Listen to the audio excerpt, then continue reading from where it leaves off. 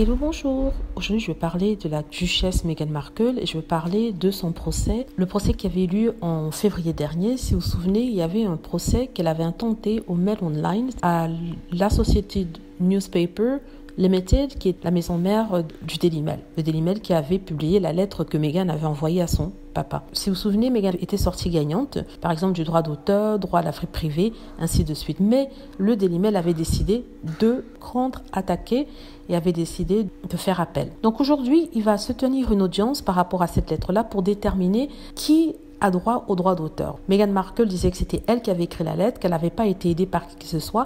Elle avait dû donner à Jason Knopf la lettre pour qu'il puisse la lire pour voir si éventuellement il pouvait corriger quelque chose, mais rien n'avait été corrigé. Et d'ailleurs, ce même Jason Knopf, qui incidemment est celui qui avait déposé une plainte auprès de la famille royale pour le comportement soi-disant de Meghan Markle avec ses aides. Ce même Jason avait dit en fait qu'il n'avait pas écrit cette lettre-là lors de la première audience et que c'était Meghan qui avait écrit la lettre, ce que le Daily Mail ne veut pas accepter. Pourquoi le Daily Mail ne veut pas accepter? Le Daily Mail ne veut pas accepter que Meghan Markle et non Jason Knopf, parce que si Jason Knopf a écrit la lettre, ça voudrait dire que la lettre appartient en fait à la cour royale, c'est-à-dire comme il travaille pour la cour royale et non pour Meghan Markle, cette lettre appartiendrait à la cour royale.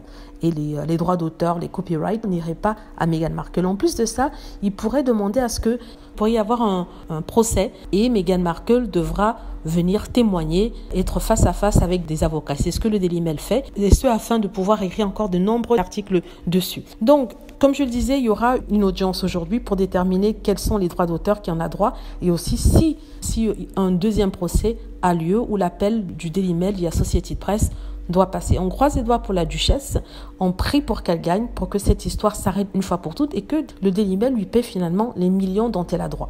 Voilà, c'est tout ce que je voulais dire. Rappelez-vous que ce soir, la duchesse de Sussex ainsi que le prince Harry participeront dans 2 panels différents afin de parler de la liberté économique pour les femmes pour la duchesse Meghan Markle et aussi les mensonges qui sont répandus sur Internet pour le duc de Sussex. De toute façon, je vous tiens au courant. Pire des cas, je posterai ça demain si je n'ai pas le temps aujourd'hui parce que vous savez qu'il y a un sacré décalage horaire entre l'Europe et les États-Unis et je ne pourrai pas forcément poster si ce panel a lieu, on va dire à 18h de là-bas, il sera peut-être minuit en Europe. Voilà, c'est tout ce que je voulais dire. Dites-moi ce que vous en pensez. J'espère que vous avez aimé la vidéo. N'hésitez pas à cliquer sur like si c'est le cas, à vous abonner pour plus de vidéos et à cliquer sur la petite cloche afin d'être averti lorsque je poste une nouvelle vidéo. Merci.